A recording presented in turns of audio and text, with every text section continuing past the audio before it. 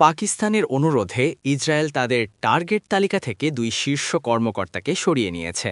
এই ঘটনাটি মধ্যপ্রাচ্যের কূটনৈতিক অঙ্গনে নতুন আলোচনার জন্ম দিয়েছে।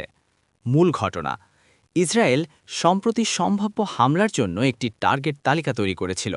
পাকিস্তান কূটনৈতিকভাবে অনুরোধ জানায় তালিকা থেকে ২ জন গুরুত্বপূর্ণ কর্মকর্তাকে বাদ দেওয়া হোক।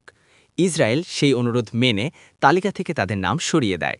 আন্তর্জাতিক প্রতিক্রিয়া: পাকিস্তান এই পদক্ষেপকে কূটনৈতিক সাফল্য হিসেবে দেখছে। ইরান বিষয়টি নিয়ে এখনও আনুষ্ঠানিক প্রতিক্রিয়া জানায়নি, তবে আঞ্চলিক উত্তেজনা অব্যাহত রয়েছে। যুক্তরাষ্ট্র পরিস্থিতি নিবিড়ভাবে পর্যবেক্ষণ করছে এবং শান্তিপূর্ণ সমাধানের আহ্বান জানিয়েছে। বিশ্লেষণ: কূটনৈতিক গুরুত্ব: পাকিস্তানের অনুরোধে ইসরায়েলের এই পদক্ষেপ ২ দেশের মধ্যে সম্পর্কে নতুন মাত্রা যোগ করতে পারে। আঞ্চলিক প্রভাব: মধ্যপ্রাচ্যে চলমান উত্তেজনার মধ্যে এই ঘটনা সাময়িক স্বস্তি আনতে পারে, তবে দীর্ঘমেয়াদে পরিস্থিতি জটিলই থেকে যাচ্ছে। রাজনৈতিক বার্তা: ইসরায়েলের এই সিদ্ধান্ত তাদের কূটনৈতিক নমনীয়তা প্রদর্শন করছে।